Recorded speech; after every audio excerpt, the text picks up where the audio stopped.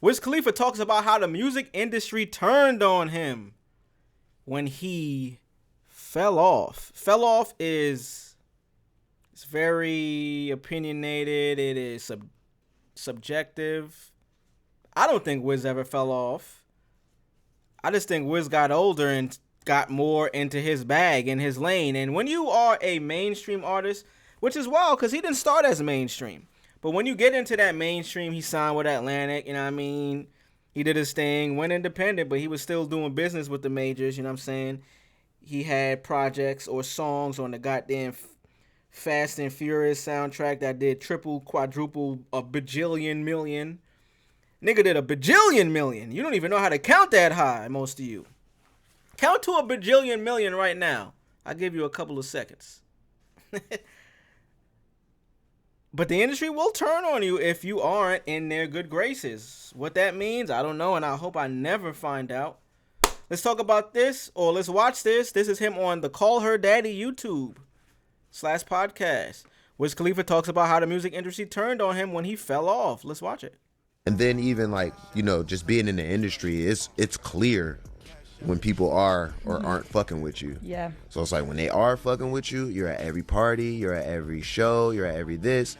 And then when they're not fucking with you, you're calling and you're like, hey, this party's coming up. And they're like, I know, but you don't have an invite this year. You're like, damn, they really ain't fucking with me. And I didn't do nothing. I didn't change. No. I just maybe didn't put up the numbers that they wanted me to, or they just got more people that they're in line to do things for. So it's like fighting for that position. And then even, and I'm gonna play this again because there's a lot he's saying right here. All of this is basically him saying, hey man, so labels, let me tell y'all something a little bit about labels. With a little bit of experience I have personally, outside information I get, people I know, labels do two things. They will either collaborate and partner and do business with an artist that has already built up their platform, build up their audience. They're self-sufficient already, but getting with a label is going to allow them to go over the moon. Just like the cow that jumped over the moon, it's going to be the artist that jumped over the moon. That's what they could do. That's what the label could do. Or usually you're a young artist. You may have some type of a troubled past. You may be a part of a gang in the streets. Damn near homeless, but you're talented. Basically, I'm saying they find people that don't have the best solid foundation, and they'll fucking prey on them. Without a lack of a better terms, they will prey on them. They will approach them. Hey, I love your song. I love what you're doing. See, you got shit bubbling. You're viral right now. This is what we can bring to you. And they bring you this fucking flimsy ass plastic paper plate. The food slipping off the edge. The shit soggy. But you a nigga that ain't never had shit. You somebody that never had shit. So you think it's the greatest decision ever. So you sign this deal. Now they got your ass. You could either work out the deal and you super succeed so much to where early on in your career when you young, you're not getting as much as you should be, but it doesn't matter because you still got the support of the label, and you're just people love you for some reason in terms of fans. They love you. Or you're the other side of it, like what Wiz probably went through. Hey, nigga, I came in the game hot. I was independent, smoking shit, Rostrum Records. You know what I mean? Like Wiz Khalifa. Early on in the game, you feel me? Like Rostrum Records, independent record label out there in Pittsburgh, founded in 2003. Rostrum Records found a response to, skip that. I didn't know that's what was going on. Let's get out of there because I don't want to get into any of that shit. But Mac Miller and Wiz was at one point signed to this label, independent label coming out of Pittsburgh. At this point, he was doing a lot of shit on his own, it seemed like. He was getting big, bubbling, Both of them stopped fucking with Rostrum, probably for business reasons. You know what I'm saying? Mac Miller got RIP. Mac Miller became a star. Wiz became a star. These independent labels probably can't do more than I can do for myself at this point. I got the fan base. I got everything I need. Wiz signed to Atlantic. He put out Rolling Papers. He put out a couple of albums. Fire albums, too. Not straying too much away from his sound. I guess the industry's version of that was him as he continued on. They thought he fell off and stopped inviting him to shit. Let's get into it and we could respond to a little bit more of what he said.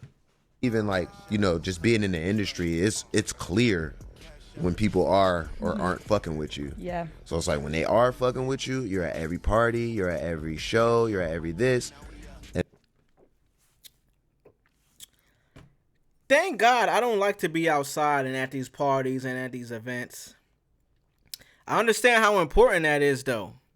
But if you already came up, especially like Wiz, the nigga was independent.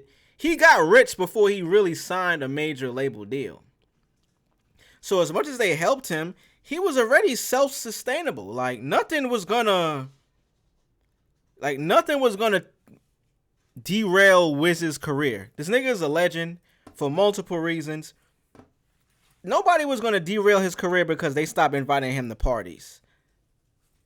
But a lot of people, especially let's say you are, and I'm not gonna name drop somebody. I was gonna say somebody's name, but let's say you a drill rapper from the Bronx that's a girl, and you just get into the game with like a smash single, or what they consider a smash that they can market and use because of your image and your fat ass. Imagine if that's all you did and that was your introduction to the game and you had nothing else. You have no leverage to after that. You be like, you get a little older, you know what I'm saying? You make music, you get a little older, you put out a little bit more songs, you collaborate with people, you got more fans, your audience grows. Take away that label support, what do you really have if you didn't do it on your own to begin with to know exactly what it takes to do it? You could be fucked up. Especially if you're from the Bronx. Let's keep going. And then when they're not fucking with you, you're calling and you're like, hey, this party's coming up. And they're like, I know, but you don't have an invite this year. You're like, damn, they really ain't fucking with me. And I didn't do nothing. I didn't change. No. I just maybe didn't put up the numbers that they wanted me to, or they just got more people that they're in line to do things for. So it's like, they got more people in line to do things for. That speaks so heavily to how this music industry works. I'm gonna play it again and I'm gonna give you my take. Or I didn't change. No. I just maybe didn't put up the numbers that they wanted me to, or they just got more people that they're in line to do things for. So it's like fighting for that position. Oh, that's where and it then ends. even like, I'm gonna tell y'all again, this music industry, it's like an assembly line. There's motherfuckers at the front, like your Kendrick Lamar's, at Drake before he's going through what he's doing now. Playboy Cardi is up there, Travis Scott, maybe Uzi, 21 Savage, Yachty. Anything else, that shit goes down the line and you gotta wait your fucking turn. Now there's artists that wait their turn that are at a higher tier, so your turn is guaranteed to come. You just gotta wait on your date. Then there's other artists that get a date, and then shit, new artists might emerge. New artists that we were fucking with that was in a tier above you presented us some shit. We can't not put it out because it's gonna make us money. We gotta put this shit out. But goddamn it, I was up next. Tough luck, nigga. Wait until we get through this and then imagine let's say there's 3 layers. First layer is the guys that's gonna put it out no matter what. Kendrick, Drake, those guys. Playboy Cardi. Next level, Travis Scott is in the first level. Next level, you got your fucking maybe Don Toliver.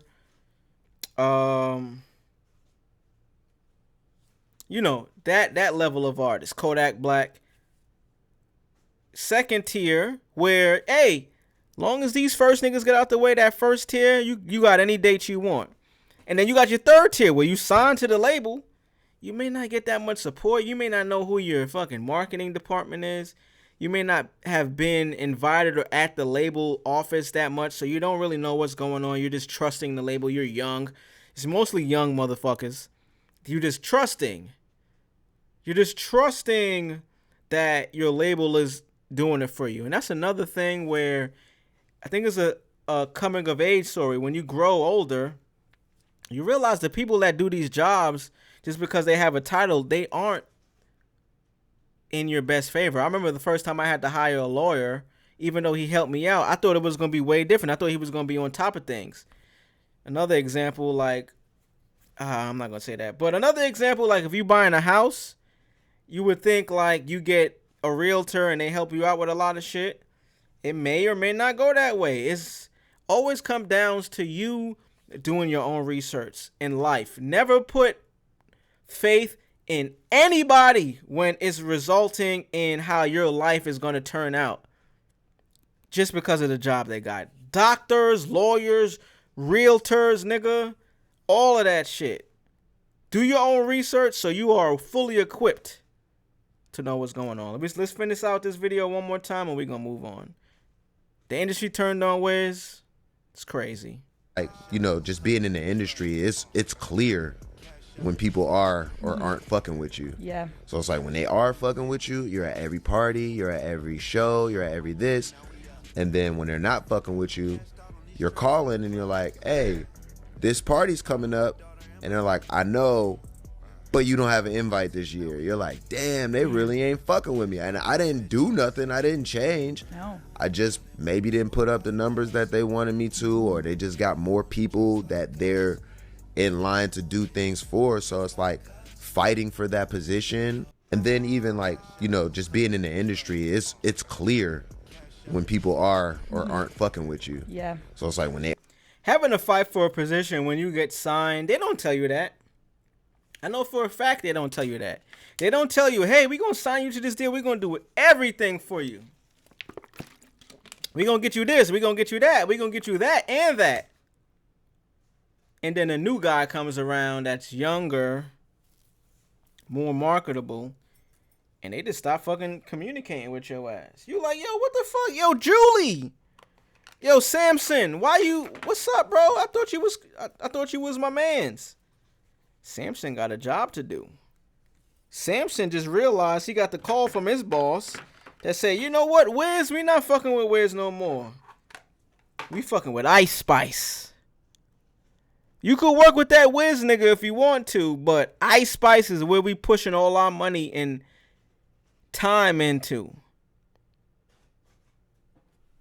It's fucked up.